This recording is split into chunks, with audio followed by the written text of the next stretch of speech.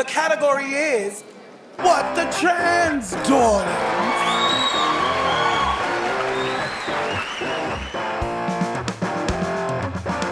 Bonjour, hello, greetings and salutations. Welcome to What the Trans. What the trans? It's now a good time to mention that I didn't get any sleep last night. Ooh, yeah, I don't see why it wouldn't be a good time to mention that. I'll tell you what happened, right?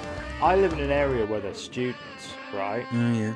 Well, they've got to live somewhere. Yeah, and I like students. They wear clothes I don't understand. But usually, I can get a good music recommendation if I just Google the writing on their t-shirts. Nice. Good thinking. Yeah, it's pretty good. I listen to, like, really, like, indie... I mean independent, not like indie music. Yeah, and yeah. really weird stuff made, I'm guessing, in someone's basement as a result of Googling the words on t-shirts regularly. But the problem is, they go out to, like, drink at, like, midnight. And then they come back at, like, 4 a.m. And they are a little bit noisy. But I don't want to be that person who's like, you know, I'm going to be 40 in 3 years. I don't want to be the person going down being like, keep it down, man. Yeah, I get you. You don't want to be that person, yeah. Yeah, but it's coming. Yeah. I think in a few months I'm suddenly going to become a crone. So I think it takes at least another 3 or 4 years for that. But yeah, I do know what you mean. But then, so there was a point just after I'd come out and done the social transition and done all of that stuff where I was, again, going out to things that only started at 10 or 11 at night. And at this point, I was in my late 20s, so it was still doable, but there was also this little part of me in the back of my head going, you're not going to have this for very long, go enjoy it. So... fun times, and we tried not to disturb our neighbours, but on one side it seemed like they were never in, and on the other side there was a guy with the weirdest accent I've ever heard, who just seemed to be constantly stood in his front, I don't want to say garden, it was, you know, barely the size of a couple of wheelie bins, really. Front yard, let's say. So. He just liked being outside. I mean, that in itself is not necessarily a problem, but it was all weathers with this guy. Anyway, not to put too fine a point on it, that's not been too much of an issue for a long time, but I do understand what you mean. You don't want to be the one who rains on the parade, but at the same time, they really shouldn't be having parades at 4 a.m. I'm not sure if it's parades. Like, I got the impression that last night's lot had a disappointing drug dealer experience. And I'm thinking, you know, we've probably all been there. You know, you go and you get your drugs from the Tesco car park at 3 a.m. and they don't give you a receipt, and then they're faulty, you try and take them back, and it's a whole thing. You know, I think we've all been there, if not for drugs, then for anything else, so, you know. The problem is most dealers don't have a customer service line. No, I mean, maybe the modern ones are starting to, like, you know, hire out third-party call centers to take complaints, but, you know, I don't know. It's been a while for me. I don't know how they do things. If you happen to be a drug dealer, and I promise we're not cops, but do email in and tell us about the latest practices, because I'm fascinated. Tweet us. Like, do you do contactless? It's a good question, and there's also... So when we first moved in here, because this is the second place I've lived in a city centre, was like a little business card. You printed in green ink and dropped through, you know, into all of the letterboxes, which was literally a QR code to scan, and the guy would sort you out with a QR code. Now that's embracing new technology. That's incredible. And also, I would never do that in a million years if I was in the market, because that just sounds like, oh, this person's going to be a police officer. Yes. Right? Yeah, well, there was a QR code and there was something else on it as well, like a Twitter, a TikTok, an Instagram, a Mastodon. I've no idea. Some sort of printed address on it. And we kept it round, not because we wanted to use the guy's stuff, because, as you say, probably a cop, but... we did show it to all of our visitors. Oh, look at the local businesses that we've received a flyer for. It's always nice to hear of entrepreneurial spirit is still alive and kicking. Exactly. Despite 13 years of Tory mismanagement of the country and its finances. Yeah, you know, Tory should really like that kind of industry. Yeah, exactly. It's always there. It's never ever going to go. You'd think they'd be more on board with it. Anyway, yes, go on. We should probably... Yeah, we should probably do a podcast. So we're going to cover Ron DeSantis in Florida, and we're going to cover a lot of EHRC stuff in this episode. There's a lot going on with the EHRC, the Equality and Human Rights Commission, and I have read everything in the world about it feels like, and I'm sick to death of the subject. So enjoy me. We just want it out. Yeah, I just want it in your ears, listeners. I just want it out of my brain into your face holes. Yes, because that's definitely not a weird way of putting it. I'm very tired. So yeah, let's look at the sheet and get started. So what are we up to? We are going to do... What have we got? What is that thing that we... it's the news. We're doing the news again. Fun times all round. Well... So hit me, Ashley. What's the first news story we're doing? Well, this week's first hit you with my rhythm stick is titled Ron DeSantis. Is that guy a prick or what? So Florida Governor Ron DeSantis, who we haven't really spoken very much about on the podcast of late, has now announced his presidential run. This was announced in a Twitter space with Big Brain Boy and everyone's least favourite wannabe supervillain Elon Musk. So the stream itself was a complete mess and is pretty painful to listen to, so I would recommend you check it out. But it was stymied a few times with garbled audio and feedback problems, so much so that even Fox News took the piss out of it a few times. Presumably, they were miffed at having not gotten to do it themselves. Now, in a kind of needlessly lengthy speech, DeSantis lashed out at the woke mind virus and how he will be tough on crime, which I imagine for him looks a lot like American police shooting even more innocent black people. He also spoke about his lengthy feud with Disney, and more on that in a moment. Now, this is part of what DeSantis calls his big American comeback, and it was as jingoistic as you would expect from a title like that from a Trumpian also-ran. He will be going up against Trump in the Republican nominee race, but is currently lagging behind the former president in the polls by quite a lot. Last time I checked, Trump was at 45% and Ron was at 19%.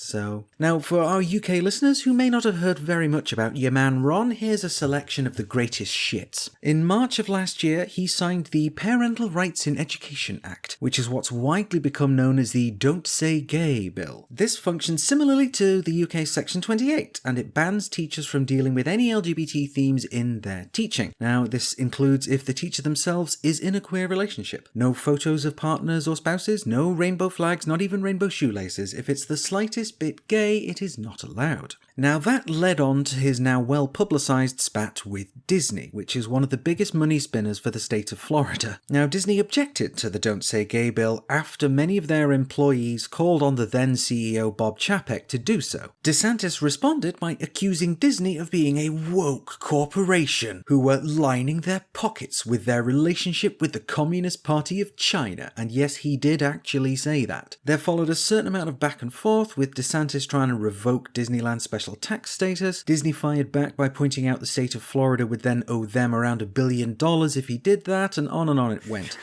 DeSantis sort of won that round. He couldn't strip them of their tax status, but he could form an oversight board for it and stuff it with his own people, including at least one man who claims that the tap water is turning people gay. Now, there was another couple of rounds since then, and it looks like it's kind of Disney 1, DeSantis 0. So the month after the Don't Say Gay bill, in April 2022, he also signed the Stop Woke Act. In this case, the woke part is a backronym and stands for Stop Wrongs to Our Kids and Employees. The bill essentially restricts how educators in school, college, or even the workplace can talk about systemic issues like your racisms and your transphobias. It also gives power to employees to sue their employer if they run any training that is covered by the bill. I don't want to stop you in midstream, but I feel like I have to. What's a backronym? A backronym is where you get a word that you want the word to be the acronym, and so you work out, after the fact, you work out an acronym that would correspond to those letters. Like that thing. So that's why it's really chunky and weird. Yes. Stop woke, stop wrongs to our kids and employees. Exactly. Yeah, it sounds really clunky because it's been clunkily done. basically. It's like that bit in Red Dwarf where Rimmer's talking about the campaign for the liberation of terrifying organisms and their reintegration into society, and the slight problem being the acronym is clitoris. Subsequently, he also signed House Bill 1069, which expands the Don't Say Gay law, followed in quick succession by Senate Bill 254, which bans any kind of gender-affirming care for adults and for young people, House Bill 1521, which restricts the rights of trans people to use public toilets, House Bill 225, which restricts trans people's access to youth sports programs, and House Bill 1438, which restricts drag shows. Now, all of which was signed into law on May 17th, which is, of course, Ida Hobart. We're pretty sure that that wasn't a coincidence. So clearly then, he's a man who knows what the people of Florida really care about. Never mind any infrastructure or new projects or initiatives to help everyday Floridians, he's going all in on the culture war bullshit, and there is no reason to think he'd do anything different if he gets the top job. So, what did you think, Michelle? Did you see much of this week? I have read some things about this. I have had my focus elsewhere when it comes to what I've been doing for What the Trans stuff. A little bit closer to home in your case, wasn't it? Yeah, I've been doing a lot of stuff on the UK for the last 6 months, starting with the Scottish Gender Recognition Reform Bill. So looking outside of the UK isn't something that I've been doing a lot of, but I've heard bits and bobs and hearing this stuff. So he's legislating, he's criminalising being trans to a certain extent. Yeah, he's making it impossible for trans people to exist in public spaces and to get healthcare. That'll explain why I read this report about, I can't remember where now. It's talking about there were loads of trans people on GoFundMe, begging for money so they could escape Florida. Yeah. And I did a quick search of the site and immediately found 20. There will have been countless more, but I just scrolled through and found 20 immediately, just oh shit, this is real. Afraid it is. This is kind of what Bryn Tannehill was predicting when she came on the pod ages ago talking about DeSantis. Indeed. And the fact he's running for president is terrifying. Because I know that the odds, the polls are saying one thing and Trump is still incredibly popular, even though I think he's promised some of the same things on a federal, national level, which is horrible. Oh yeah, he definitely has, yeah. I mean, they're the only two candidates that most people have heard of. Yeah, so far. Yeah, it's likely that one of them's going to run, and one of them's going to win, and they're going to run against Joe Biden. And that is, God, this must be a really fucking terrifying time for American trans people, because you've got two people who believe it is in their political interest to launch a... Pogrom. Yeah, that was the word I was thinking. The pogrom. That's what it is. I could hear you trying to avoid the word, but let's just call it what it is. Yeah, America is a topic I've been wanting to cover for ages. But then every time I look at it, it just seems to be getting worse and worse and worse in half of the US states. They've got these bills going through. It's like the UK really started running with the anti-trans moral panic, and then America came in a few years ago and was like, oh, you've not seen anything. Yeah, hold my beer. When we do oppression of minorities, we get the fucking monster trucks in. They really go for it. Yeah. I mean, at this point, our audience is mostly in the UK, and we like to try and recommend things that people can do, but I don't know what anyone in the UK can do about this. Yeah. There is going to be countless people challenging these state laws in court, and there's going to be a lot of people who are saying you got to vote Biden, even though Biden is... Yeah. He's not been the best president. Yeah, I mean, he kind of gave that impression before he was even elected, when they were talking about, the murder of George Floyd and police shooting unarmed black people, and Biden's suggestion was, well, why can't the police officers just shoot them in the leg? And it's I really don't think anybody should be getting shot for traffic violations. Yeah. I mean, to American listeners, this is going to sound weird, but our police don't tend to carry guns. They do not. No, as a rule. There are armed police that, are there outside, Parliament and, Buckingham Palace and maybe a train station, maybe. But if you see a police officer walking along, they will have a taser and a stick, and that's basically it. They have to pass a rating to be given a taser. Our police aren't particularly great for many, many reasons, but I mean, I'm very grateful they don't have guns. Oh, yeah. And Americans are just well, how do they stop people doing anything if they don't have a gun? It's well, they do.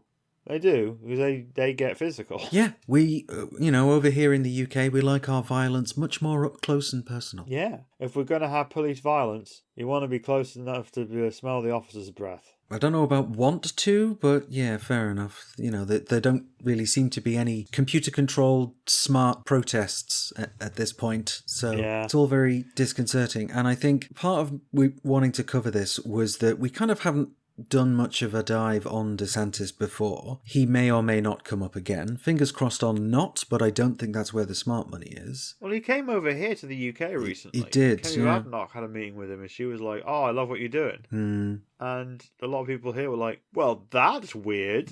Yes, that's discouraging and kind of scary, if we're honest. Yeah, that doesn't necessarily help any of the American trans people who are living under this fucking clown. But, you know, like, this anti-trans moral panic has become so absurd. It has. I just, every week, it's just like, I keep thinking back to when we started. We're coming to our 5-year anniversary doing this, Ashley. And I remember when we first started, like, the big stories at the time were Supergirl, the show, had a trans woman in it. Yes. And there was a consultation on Gender Recognition Act reform, and that was basically the two big stories. Yeah, definitely for the first dozen episodes or so, we were talking a lot about culture. Pose, yeah. Well, I was going to lead on to that by saying we were talking about culture, and by that I mean Michelle was telling me to watch Pose. One of the best shows ever made. Go watch Pose, everyone. You absolutely have to see it. And now we're just like reading off as if it's, you know, normal, just like... So half of America's basically become a nightmare for trans people. And also, our Minister for Women and Equalities is meeting with him and saying that he's doing right. Like, I remember when it was a big story that it was found that Liz Truss was following the LGBT Alliance on Twitter. Yes. Like, that freaked people out. Now it's just like, well, of course.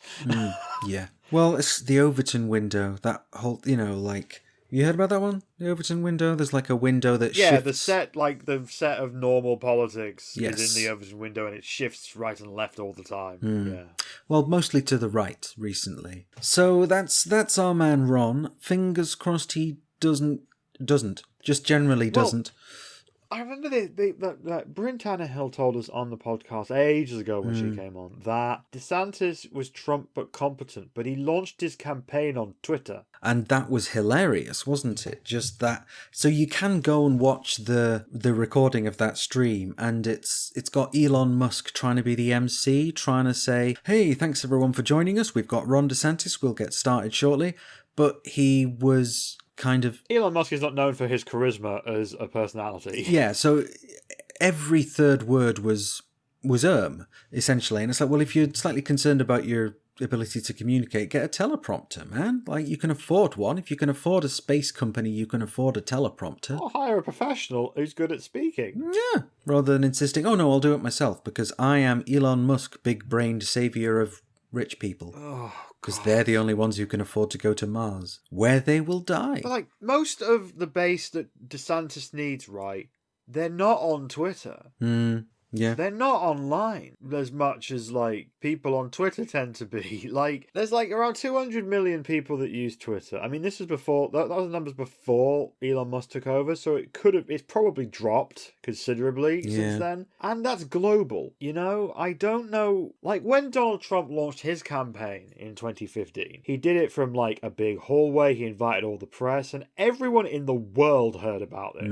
Now DeSantis is launching his campaign on Twitter, and the only thing that's been reported about it that I could see, apart from some of the more wild shit he was saying, was it was on Twitter and it was really bad. Yeah. He's a fucking buffoon. It was really bad, and there was a certain amount of buffoonery, but that doesn't seem to put off the people that they're trying to cut. They seem to like a bit of buffoonery as long as it's aimed at the people that the base doesn't like. Americans, if you're listening, I'm sorry. Yeah. I don't know what to tell you. I'm sorry. It sounds like a nightmare situation that is equal parts Kafka-esque and seemingly written by Tina Fey. Like, DeSantis and Trump are both characters that you would expect to appear on 30 Rock as a joke. Yeah. But they're real and they're terrifying. We'll keep you in the loop on America as things progress. Maybe do a big old dive into it. Get some guests from the States to talk about what the hell's going on there, because it sounds fucking gnarly as hell. Yes. But moving on. So, a better story. On Tuesday, the 23rd of May, last week at time of recording, Channel 4 News reported that they had spoken to over 20 current and former employees of the Equality and Human Rights Commission who were claiming that they have put together a dossier that accuses the senior leadership of the EHRC, especially the head of the commission, Baroness Kishwa Faulkner. Who we've spoken of before. Many, many times before. Many times, yes. Accusing the senior leadership and Baroness Faulkner of bullying, harassment, discrimination, and actively working with the government to undermine and attack trans people's human rights. Now, I want to point out that that isn't the good news. The good news is it's being reported on by Channel 4 News. That's the good part of this. That there's the bad thing happening and Channel 4 News reported on it. That rarely happens outside of like Vice News and us. So this is not the first time that the EHRC has had current and former staffers speak out about what's happening in the EHRC. As last year, as I just said, Vice News' Ben Hunt reported multiple stories about the EHRC staff abandoning the commission and going public about how hostile the commission is. The EHRC's job is to be the UK's watchdog when it comes to human rights and equality. Their mandate is to ensure the Equality Act is being enforced, investigate discrimination in public bodies when it arises, like they did with the Labour Party, with anti-Semitism, and their job is to defend human rights.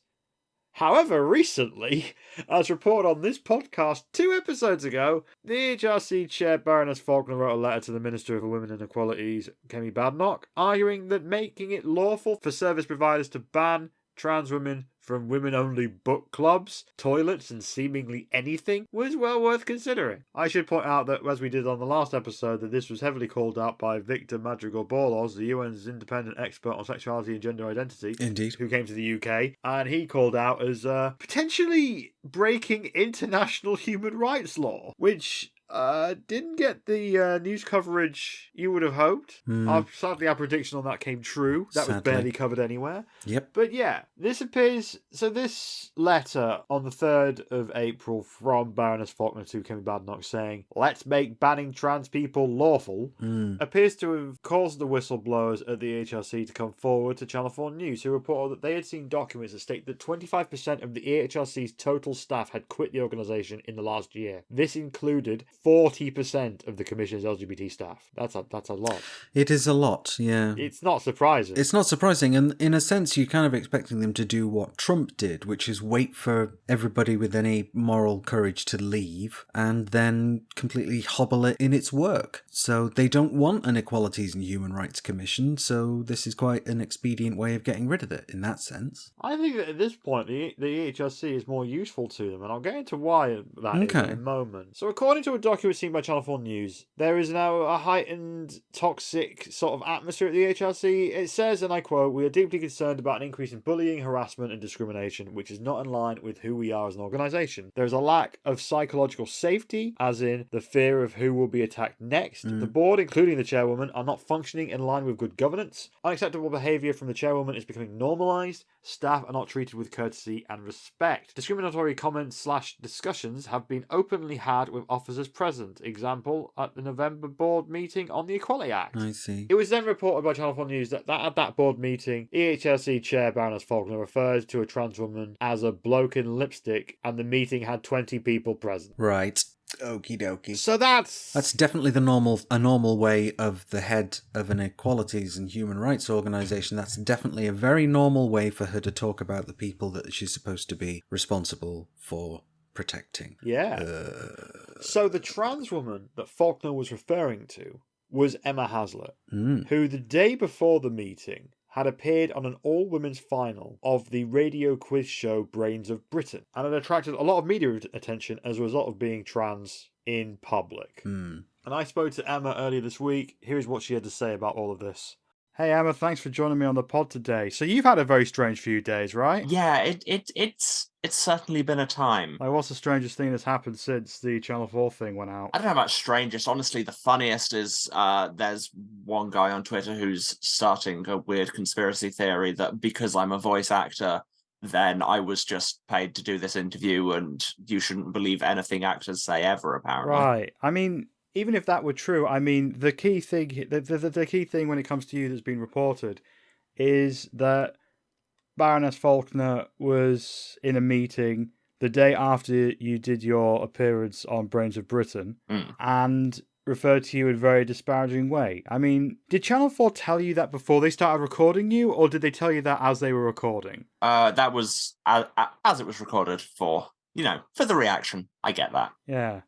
So, when Channel 4 got in touch with you, like, what did they say? How much were you aware of what it was about before you sat down to talk to them? Like, I knew the general situation they'd told me about. It was just kind of the specifics of the language that were new on camera. But yeah, no, I'd got a message from the director a couple of days beforehand, just out of nowhere on Facebook, and yeah, just saying that there had been this incident and disparaging comments made about me at the EHRC, and did I want to comment on that? Turns out I did. Yeah, we're probably going to be playing a clip of you on the pod, if we're allowed to. I need to figure out if we're allowed to or not, but it'll be fine.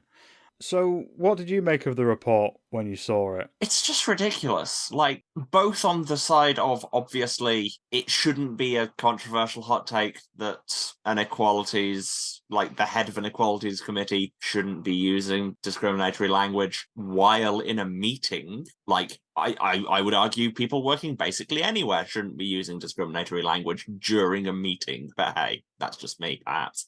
But also just on the side of, it just feels so tiny and petty, and like there's a lot of other things going on in the country at the minute that it kind of feels like they could be focusing on, but no, we need to take time out of our busy schedules just to misgender somebody who was on a quiz show. Yeah, and at the time, you were at the centre of a quote-unquote media storm about that. Could you tell us a little more about that? Like, what happened? So, I was on Brennan Britain last year, because I do a lot of quizzes, and yeah, I got through to the final and everybody involved in the production of that, honestly, golden, no problems there. And during the final, they mentioned that it was like the first time in 69 series that they'd had an all-women final, which is pretty cool. And then when this was broadcast, didn't have too much blowback. Like, obviously, some people just taking to Twitter to make fun of my voice, because that's never happened before. But then Woman's Hour had a feature about the woman who won, and they mentioned it being an all-women final on that, and the replies to that were, there were a lot of replies to that, all fairly inflammatory, pointing out that, well, one of them was trans, and it's just like, yeah, okay, sure. And then Woman's Hour issued a quote-unquote clarification saying, we said that they were all women. It has since been brought to our attention that one of them was trans. And it's just like, these words are all technically true, but why are you tweeting it? And yeah, that just did not die down for a while. Yeah, so from the outside, like, all you did was go on a quiz show. And, I mean, I don't want to put words into your mouth or brain, but from the outside, it looks like the institutions around this sort of made a big stink out of it. And I guess the EHRC chair being accused of what she's being accused of is just the cherry on top at this point. Yeah, absolutely. It did just feel like a massive storm over nothing at the time. And then the fact that it's continued to happen, and that, yeah, now there are these apparently comments being made at highest echelons of power and people who are meant to know something about human rights issues.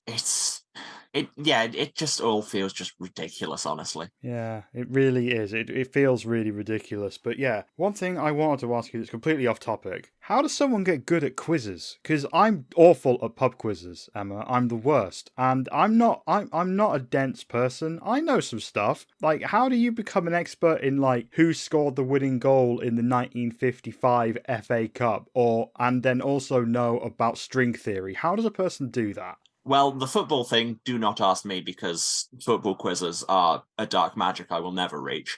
But people always ask me how to get good at quiz, and I never have a good answer, because my answer is just always, I've been doing it literally my entire life. I cannot remember a time when I wasn't just, we didn't just have quiz books around the house and that would just pick up when there was some dead time and watch every quiz show going. And I just do it. In my mind, there's nothing to it but practice. I don't put a lot of work. I know lots of quizzes put a lot of practice into quiz, and honestly get better than me at it because of that. My main practice for it is just doing lots of quiz, and the more you do quiz, the more you learn the kind of things that will be asked about in quiz. And kind of half of why I'm good at answering quizzes, because I'm good at writing quiz, because I've got a lot of experience with that as well. So I can just kind of think, well, if I was writing this question, this is probably where it'd be going. Right, so that's a secret. Become a quiz master yourself, and then you can become an expert quizzer. So, will any of this stuff stop you from doing more quizzes? No. I like that. I like that answer. No details, but watch this space in the near future. All right, we'll do. We'll include links to your socials in the description of the episode. So I know you've mentioned this before, but going beyond, because you said you thought that Baroness Faulkner and others who share her opinions shouldn't be in the job anymore. Going forward, what would you like to see from the EHRC? Like, has anyone come to you offering an apology or anything? Is that something you'd want? I mean, they haven't, and I wouldn't say no to an apology. It would be nice to feel that, like, these concerns were being heard, even if they were just paying lip service to it. It'd be nice to, because it just feels like the whole thing's just being denied and swept under the rug. And yeah, it'd be nice to have an apology, but honestly, more than that, it'd be nice to see some kind of commitment to substantive change, because their reactions so far have just been, well, we aren't doing anything wrong because we say so, and we are the arbiters of what counts as human rights. So if we do something, it isn't wrong. So just some kind of commitment to transparency and progress, really. Yeah. The interesting thing is, there are people, like sources close to Faulkner, who were claiming that what was said was her commenting on some of the hatred you were getting. Yeah. Whilst also the Channel 4 news report said that the CEO of the EHRC actually rebuked Faulkner for what she said, and I find it very strange. I don't know how both those things can be true at once. Yeah, if she was just quoting it, then why would there be any kind of censure at the time? Yeah, this whole thing is very bizarre. It must have been very bizarre for you, but Emma, thank you so much for your time, and I'll go and buy some quiz books and see if I can one day find myself facing you on a quiz show. Look forward to it. So I got some tips on how to get good at quizzes, but also I think she was very, very forthright about what she thought. Yes, yes. Words were not minced. No, they were not. Moving on, the big revelation that came from this Channel 4 news report was that all of this, the accusations of harassment, discrimination and bullying in the EHRC, the accusations of the EHRC working with the government to undermine trans people's human rights, that was being investigated by King's Counsel. There was no more details on what that would entail or what that means. Yeah, it was just something that was featured in the report without any... Yeah, basically, these 20 current and former staffers put together this dossier of various complaints, some of which sound like they were reported on previously by Ben Hunt at Vice News in a whole bunch of stories, and we'll link to all of them in the description so you can get a better picture of what they're talking about. But yeah, what this King's Counsel-led investigation would be and what the potential consequences would be for the EHRC, I'm not exactly sure. But we'll get back to that in a moment. Now, we would encourage you to watch the full report. There's a link in the description to the YouTube report. It's going to be both really shocking and not surprising to you. But what's happened since this report came out has been less than encouraging. Rather than focus on what Channel 4 News was actually reporting, the usual suspects in the right-wing press began labelling the whistleblowers as the trans lobby, and arguing that Baroness Faulkner was a victim of a witch hunt or a failed coup d'etat, and many other hyperbolic things. Subsequently, according to reports in many outlets in the anti-trans press, including the Daily Mail and the Telegraph, over 50 members of the House of Lords have joined together to write a complaint to the UK's broadcasting watchdog, Ofcom, alleging that the Channel 4 News report was biased. Right. Biased. That was their argument, was it? It appears they didn't do the same for the news coverage from the Telegraph and the Daily Mail. Interesting. Yeah. How curious. It's just a bit weird how, when at GIDS, when, a transphobic, psychologist guy who has never worked in GIDS, ever, starts speaking out about how GIDS is, bad because they, do trans things. He was a whistleblower in the right-wing press. But when these people at the EHRC are complaining about bullying, harassment, discrimination and everything else, they're immediately the trans lobby and something sinister. Yeah, something evil. Look, we've called it a lobby so you can be scared. That sounds like a bias. I don't know what you think. Kinda does, doesn't it? Yeah, so, maybe spread around the complaints a little bit, Just a thought, yes. So, Ofcom is another supposedly independent watchdog. This one watches, broadcast stuff, monitors the broadcast stuff, so Channel 4 News comes under Ofcom. And it's like the HRC in that its senior leadership is installed by the government, so Liz Truss, Minister for Women and Equalities at the time in 2020, is the one who put Baroness Faulkner in the position of chair at the HRC, and Nadine Dorris was the Minister for Media, culture, sport, and everything else that placed the current leader of Ofcom in his position. And that man is Lord Michael Grade, a man who has previously claimed that Ofcom is staffed by woke warrior apparatchiks and who last year expressed admiration for a far-right, racist, sexist, homophobic and transphobic goon, Lawrence fucking Fox.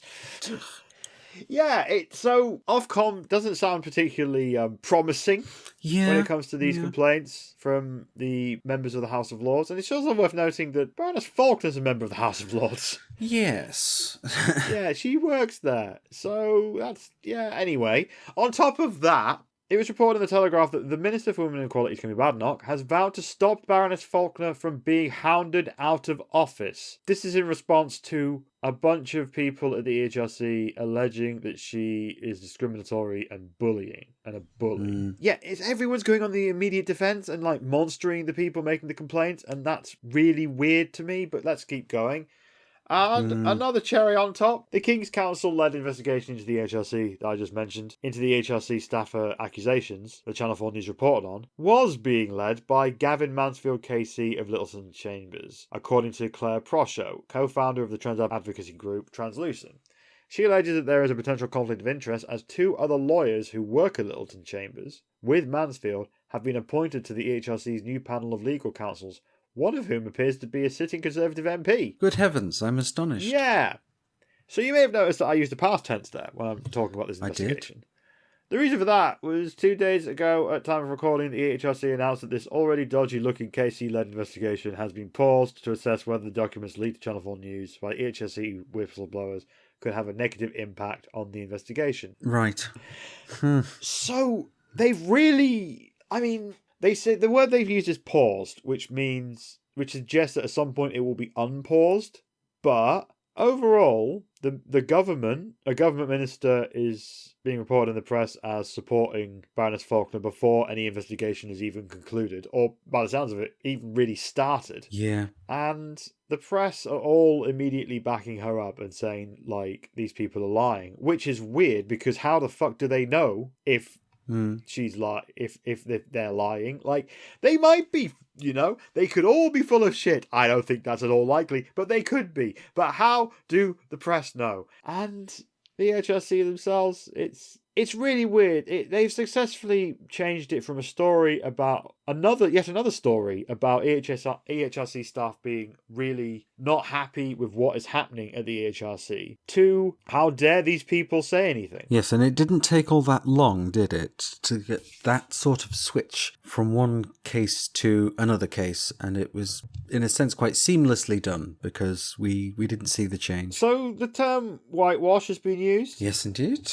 Justifiably so. Yeah, many of the trans community have expressed their outrage at what has been happening anyway, but also at the way that all of this has been handled, because even before the Channel 4 News report, like the day before, sources close to Faulkner went to the Telegraph and said that this was going to be, and the Mail, I think, and were basically trying to rubbish this report before it even happened. Like, the report accuses the EHRC of being under the government's thumb and not being independent, and all of these institutions are rallying around trying to, stop this from being a thing, and it's like, you're kind of proving that they're right by doing all this, Doesn't that, what the fuck's going on? What the fuck's happening? The Nazis are taking over the asylum. I guess I've kind of mixed 2 metaphors there, which is called a malaphor, and those are good fun. Like, it's not rocket surgery, or you can lead a horse to water, but you can't make so. I don't know. I should have looked up some examples of that before I started using it. But anyway, these appear to be your strong point. I have a weakness for puns. I can't make a pun to save my life. Oh dear. Like, try and set me up for a pun, and I will screw it up. But I don't see why you can't do it. It's pun for the whole family. It's magic to me. I can't do it. I don't know how you do that. I think that one in particular was a joke I nicked off Archer. So let's put a pin in that and let's go back to our chums at the EHRC. Yeah, so, over the years, the EHRC has done plenty of things. I won't be going into this in the meeting, going over what the EHRC has done for trans rights in the UK. Yes. None of it great. Where trans people have long known that the EHRC has problems. Yes. And it sounds like a considerable number of staff are in agreement with us and so angry about it, they are willing to stick their necks out like this. And yeah, it sounds like they're probably suffering for it. And also, with all of the turnover of staff, the EHRC sounds like it's in a fucking state. Yeah, I mean, it must be at this point. It would be like, oh, well, we've got somebody new starting, and the person who's starting new leaves after a couple of weeks because it's just shit and untenable. That's a distinct possibility. Yeah. 25% of the staff leaving. Have you ever worked at a place where 25% of staff left within like a year? So, yes, but that was because it was an arts festival, and so they always ramp up the number of staff before the festival hits and then ramp it down again afterwards. So, yeah, but that's not quite the same thing, and it was an expected thing, and I myself was one of the people, let go after the festival. Yeah. The festival was July, and I was given my marching orders in September. So Right. Yeah, fun times. But just full disclosure, I did years and years ago, back when I still lived really close to where the office is, I actually applied for a job at the EHRC. Oh, wow. I know, but things were different then. I think it might have been slightly after the Brexit vote, but before Boris was Prime Minister. It was very different. Yeah, weirdly. And, I spent weeks waiting for them to come back to me, and then I didn't hear anything from them for literally months. And then they came back and said, yeah, we're not carrying this role forward, because it was specifically for like LGBT focused work. And yeah, so it came back and said, we're not taking this role forward. And by that point, it was already quite obvious what the reason for that would have been. So that would have been fun if that had gone forward and I got it, because it would have been a case of, I guess I have to leave. Yeah, like if you were one of them... On conscientious grounds. You could be one of the people that I'm talking about with a totally different person that I'd be hosting What the Trans with. I know. Crazy, right? Yeah. That are the way time and choice and chaos works. It's endlessly fascinating to me. I know. It's fun, isn't it? And by fun, I mean terrifying. Yeah. But yeah, should we move on to the meat, which is very similar ground? Yes, indeed, it is. This is just kind of a bit more of a deeper dive, isn't it? So, it's related to the news story we just did, but basically this meat is with the soft title of What the Fuck Has Happened to the EHRC? Good title. Yeah. Good title. So we're going to basically kind of go through around, briefly, very, very... We're going to skim through 5 years of EHRC history to try and figure out what happened, what were they like before, and, all of that. So, yes. I mean, let's figure out the answers to these questions. Like, what the fuck happened to the HRC? Have they lost their independence? Are they, like the whistleblowers are claiming, puppets with their strings in the grip of the government, and they are being forced to dance to their anti-trans cultural tune? Let's take a trip into the past to find out, shall we? Mm-hmm. So 5 years ago, back in 2018, the What the Trans had just started existing, and the UK government at the time was led by Prime Minister Theresa May. Astonishingly, for a Conservative government, they had decided to push for reform to the Gender Recognition Act, which is that thing that allows trans men and trans women, but not non-binary people, to change their legal sex to align with their gender identity. But only if you live with a role for 2 years, even though nobody fucking knows what that means, and if you get a diagnosis for a medical disorder, which the World Health Organization no longer even recognizes as a disorder, and you have to pay a solicitor to listen to you say, I pinky promise that I really am a tran, and supply other evidence to a panel you will never meet. Is it any wonder that only 1% of trans people in the UK ever bothered to get one? Yeah, quite. So we could see that reforming the Gender Recognition Act was, a good idea, but the press did not like it. For the 2 years up until 2018, the right-wing press was just starting to kick off this moral panic that we've been enduring to this day. Their focus was the idea that changing the Gender Recognition Act would allow anybody access to a women's toilet. And as we have said on this podcast, I don't know how many thousands of times before, this has never been true, and anybody can figure out why. Just think back to the last time you had to show your birth certificate to go and do a wee in a pub. Oh, it's never happened. Yeah, well, there's your answer. Yeah, so in 2018, the UK government held a public consultation on the issue. Mm-hmm. The idea was anyone could write in their opinion on whether we should be allowed to not be treated like garbage by the current Gender Recognition Act. That's basically what it is. That's me being pretty blunt there. That's just what it is. Yeah. The EHRC of its time was led by chairperson David Isaac, and his EHRC submitted a response to this consultation. They argued in favour of removing the medical diagnosis requirement, removing the need for living quote-unquote in role, and broadly argued for reform. Massive reform. It wasn't perfect. They still argued for keeping some restrictions, but at the very least, their submission argued for a much better system that would have actually helped. Yeah. And that's what the EHRC used to be. Pretty good. Not perfect when it came to trans issues. The EHRC had its flaws. There had been some pretty credible accusations of Islamophobia and racism aimed at its first chair, a man named Trevor Phillips. But in 2018, right up until 2020, the EHRC was actually pretty good on trans issues. Yeah, so in 2019, Theresa May stood down as Prime Minister and was replaced with Pigman Boris Johnson.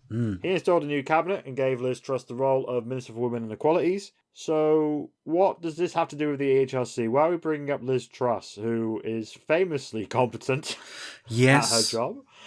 We will get to that. In April of 2020, Truss, in her new role, gave evidence to the Women and Equality Select Committee outlining her priorities in the role. What she told the committee in the middle of the first lockdown was terrifying, to say the least. In reference to the Gender Recognition Act reform, she said she had the following priorities. So I'm not going to do an impression of Liz Truss, because at some point it will probably turn into another accent that may or may not be culturally insensitive. Right. You know, just as when you try to do an accent that's fine, then suddenly you find yourself slipping into Jamaican, and it's like, no, you can't do that. I mean, it depends what accent you're going for. But anyway, let's just... Well, she sort of speaks like this. I'm Liz Truss, blah, blah, blah. But if I do that long enough, it'll become something else entirely. I was going to say, indecipherable. You're kind of doing her like she's from Texas. She does not sound like that. Anyway, let's just crack on. I just shouldn't do accents. Fair. I always miss. So yeah, these are the priorities that Liz Truss set out to the Women Equality Select Committee. She said, first of all, the protection of single-sex spaces, which is extremely important. Secondly, making sure that transgender adults are free to live their lives as they wish without fear of persecution, whilst maintaining the proper checks and balances in the system. Finally, which is not a direct issue concerning the Gender Recognition Act,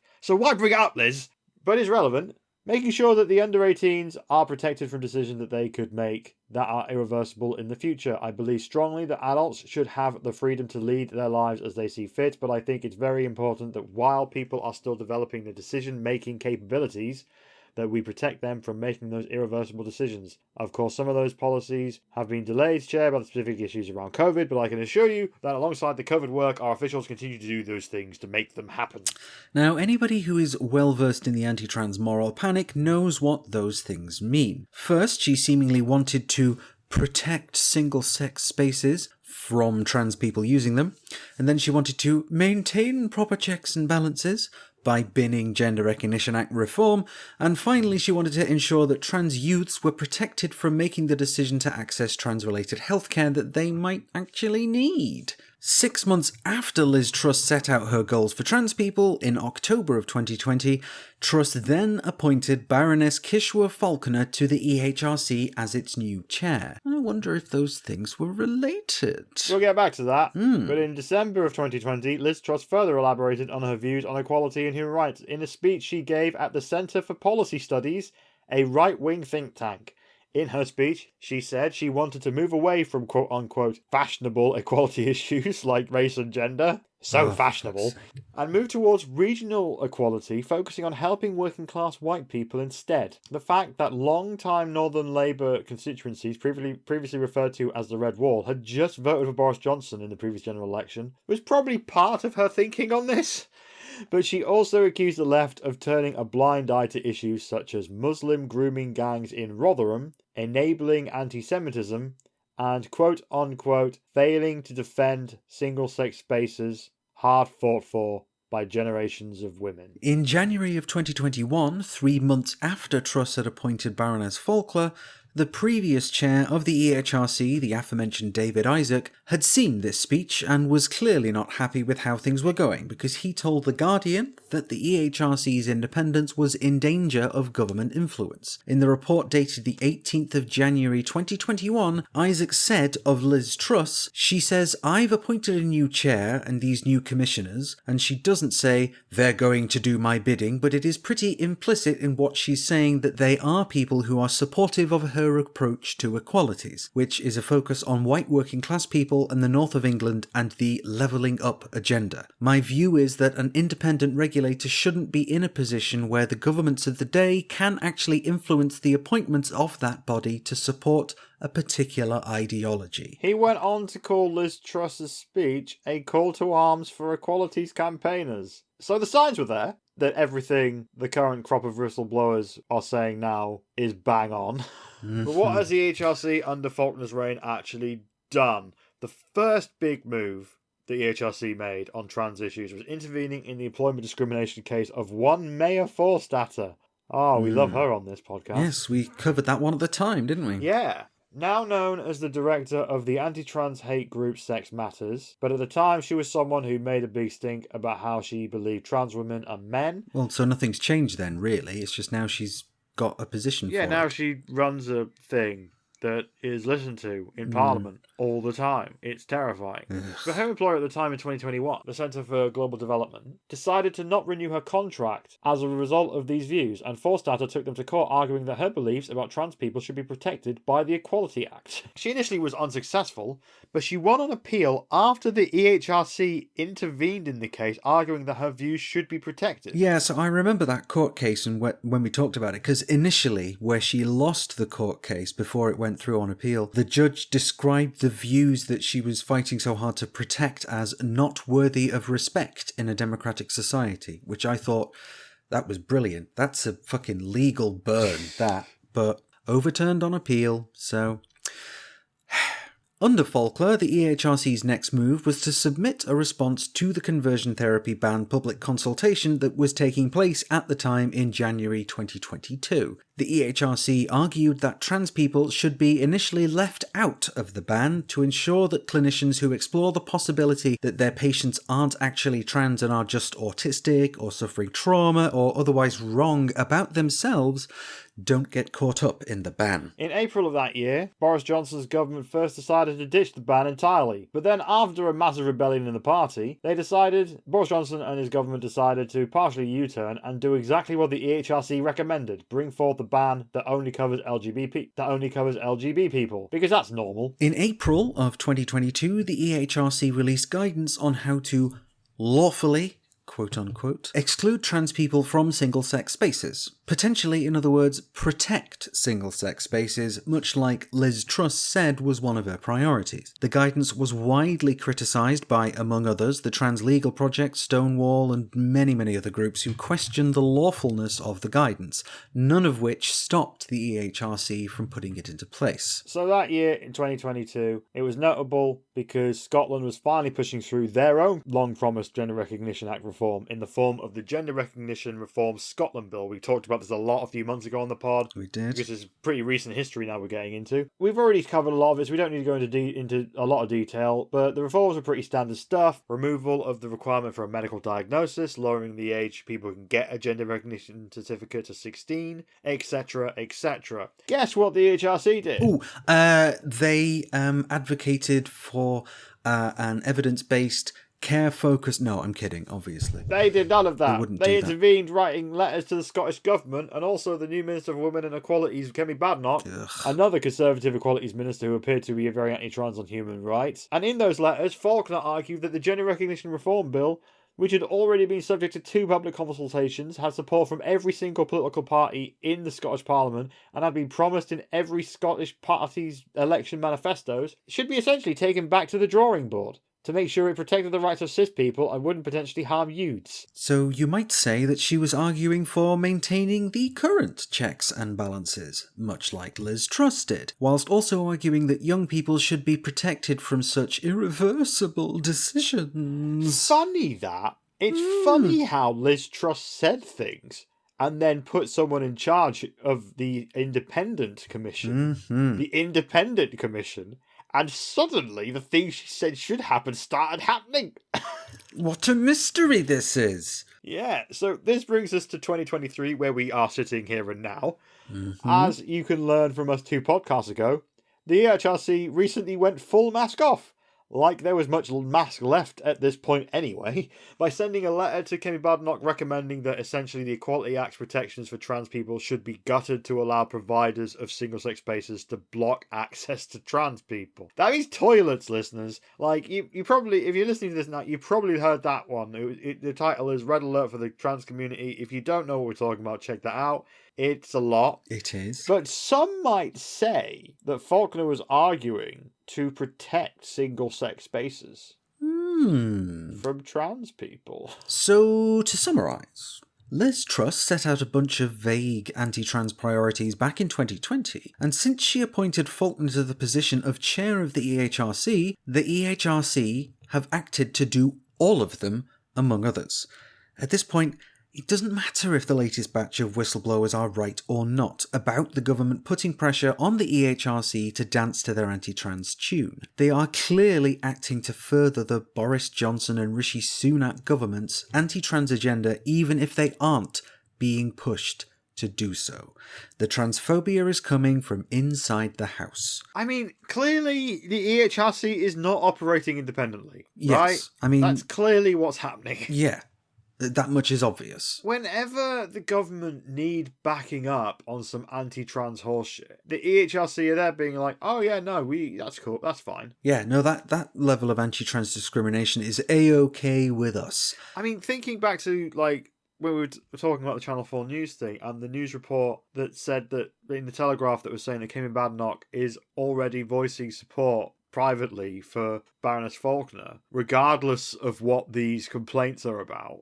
I mean, it paints a very, very clear picture of, what's that phrase that they always throw at us? Institutional capture. Institutional capture, yes. It's where the gender-critical people will say, oh, well, we have to make sure we hit the BBC because they've been institutionally captured by those wicked transes or by people, by the trans agenda. So, as ever with right-wing grifters, it's projection. They're accusing trans people of doing all of the stuff they are themselves doing. Yeah, I was recently in the Houses of Parliament, Ashley. And you know what I didn't see? Any other trans people. Yeah. You know what I did see? The LGBT Alliance and probably a whole bunch of other anti-trans activists that I couldn't recognise on site being led around Parliament and being taken to a private room for some kind of private event by Joanne Cherry, MP for the SNPs. So, yes. And apparently that happens all the time. Like, all the time. There's anti-trans groups in Parliament. They're all in Westminster. I've been told about this for years and years and years.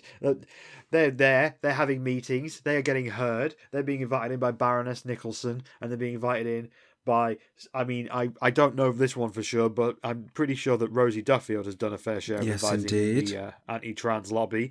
And then they have the gall to accuse people working at the EHRC making complaints about bullying, harassment, and discrimination, saying they're the trans lobby. Yeah. Yeah, it's just... It would be... You kind of want to say it would be hilarious if it was in satire, but then I think if this was in satire or in fiction, people are pointing at it, so obviously that's unrealistic. There's no way people would allow it to get to that point. That's unrealistic. People wouldn't react that way. People wouldn't act with so much hate towards one minority to the exclusion of all other issues. And actually, yeah, they do. And yes, they are. At this very moment, well, maybe not at this very moment, depending on what time you're listening to this. But yeah, they got the access, and we don't. So yeah. Like, it's fucking wild to me that all of this, it's fucking wild to see how far the EHRC have changed, because pre-2020, the EHRC regularly argued that the law states that, trans people's access to single-sex spaces is protected. Yeah. And they used to argue that was a good thing. And the EHRC of today is like, oh, you know what? We should consider changing the Equality Act so we can allow discrimination of trans people, because then if somebody wants to have like an all-woman book club, they'll be allowed to exclude trans people. Like, that's a good thing. Just because they're trans, rather than excluding them because it's a proportional means of achieving a legitimate aim. We're way past legitimate aims now. The aim is just keeping trans people out. Yeah. And on that bombshell, it's time to... No. No, I mean, there are things that people could do, because I think the reason why the anti-trans crowd have been as successful as they are, and have been, is because they show up to everything. They're obsessed, and they get meetings, and they show up, and they bring information packets that are all full of absolute bollocks, but then to a clueless MP or a clueless councillor or a clueless mayor or whatever, they're just like, oh, okay, this sounds like a thing. Yeah, these people seem legit. Yeah, you dear listener, you know what I'm going to say, and I say it all the time. Yeah, we do. Go meet your local powerful people. Go meet your MP. Go meet some councillors. Go meet the mayor. Go and take along some information, some stuff. Gather up some information about the situation facing trans people. And also gather all the information from the links in the description and be like, hey, the EHRC's balked, yo. Wow, I don't know why I said balked, yo. Yeah, that's quite... Those are two words I have never used in the same sentence before in my life. I don't know where that came from. I was going to say, we're talking... There's a very specific internet culture of about 17 or 18 years ago. So... I've never been involved in an internet culture, really, in the grand scheme of things. I don't know where the hell I got that from. But balked is a good word. I like that. It's acceptable, yes. I guess... Oh, God, don't tell me it means something horrific. Oh, no, it's simply just like saying broken wrong. It's borken. So it's balked is just saying it's broke wrong. But that's cool. It is, yeah. I've broken the word broken. Yes, there was a friend of mine at uni who worked at a video game shop. And you know when people would bring in DVDs to sell to them and then they could sell them back out again. Yeah. Well, there's that film Broken Arrow, which my friend, because he had Borken on the brain, he filed it wrong. It was in the wrong part of the filing system because he'd filed it under Borken Arrow rather than Broken Arrow. So that got us slightly off the point, but the EHRC is absolutely broken. It's not fit for purpose. It has become a rubber stamping organisation that only exists to further the government's regressive culture war agenda. It's not doing anything else. It is just fighting against progress for trans people. And it's been doing that now for a couple of years. Yeah, it's wild that the Equality Human Rights Commission, in its name, that's what it's called. That's the name of it. That's the name. And it's like, we should argue for removing human rights from trans people. That's kind of what they're doing. And they said, well, they say they're not. They always come up with statements and stuff saying that, like, oh no, we care about the human rights of trans people, but we also care about the human rights of, bigots. Which they care far more about. Yeah, I've not seen the HRC intervene in a case since, 2020. I've not seen them take any action that wasn't in an anti-trans direction. I've not seen them put out any information or resources about disability or race or anything. It's entirely been focused on the anti-trans bullshit that they are so helpfully recycling for the government. Yeah. So we've got to actually be a fucking trans lobby, I think, at this point. We've got to become the thing that they keep saying we are when we're not. Yeah, it would be nice to have even a tenth of the power they seem to think we have. Although I'm guessing they don't actually believe that trans people are evil and run the world and stuff. They just want to say that so that it'll make people angry against trans people. They know perfectly well that what they're saying is not true and they don't care. Which is kind of why Ron DeSantis is related to all of this, because it's that same toxic atmosphere of, it's that Trumpian phrase, post-truth. The truth doesn't matter anymore because the lie helps us sell an ideology. Oh, you're going to get me quoting Chernobyl in a minute, and nobody wants that. Oh gosh, yeah. Well, let's.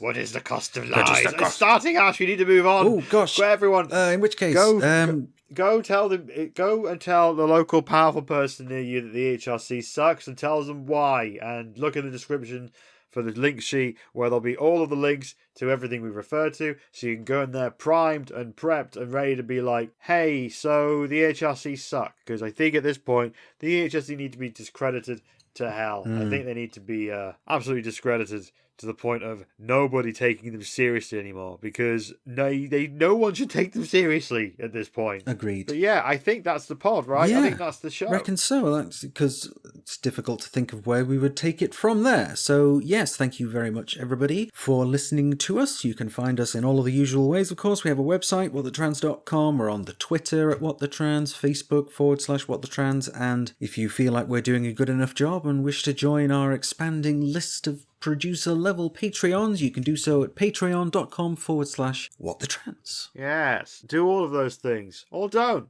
It's up to you. And we'll see you at the next pod in about 2 weeks. Have a good one, all of you lovely people. Thank you so much. Goodbye. Bye, everyone. This episode of What the Trans was written and produced by Ashley Talbot and Michelle Snow and edited by Ben Swither. And we would very much like to thank our producer-level Patreons, who are Catherine Halkett, Sina, Kiki Tetlin, Derek, Sky Calais, Eric Wildman, Obfuscated Orange, Jude, Monsieur Squirrel, Fergus Evans, Anubis a Jackal, Kamina, Brandon Craig, Jenny, Break the System, Sean Phillips, Heidi Reardon, Ezra, Sophia the Sixth, Lentil, Philippa Taprod, Alethea Aurora, Sadie Chagall, Clara Vuljimi, Amelia, Keira had a wet dream about Kenny Badnock. Oh no, it was just diarrhea. Candy Cox, Zeph, Fiona McDonald, Torikuso H, Murgatroyd, Ontologically Unjust, Stella, Cindergosa, Rebecca Prentice, Crazy Richard, Dan Oblivion, Ty Griffiths, Florence Stanley, Helen _ Chrissy Jarvis, a dyslexic velociraptor guardian of the inside milk, Nick Ross, Alice Chalkley, Melody Nix, Fiona Punchett, John, Lynn Mackay, Nick Duffy, CB Bailey, Gordon Cameron, Peter Kimball, Gwen Witherup, Vic Parsons, Keela Wild, Rowan Littlejohns, Desiree Markland, Patreon user, Vic Kelly, Emma Doyle, Catherine, Elliot McVeigh, Cassius Adair, Melissa Brooks, Ian Cumber, Karakan 12, April Heller, Sophie Lewis, Alexandra Lilly, Claire Scott, Ariadne Pena, Lauren O'Nyans, Bernard Pink Jellybean, Lanos. and Chris Hubley. Thank you so much for listening, for everyone. Goodbye. Woo, bye-bye.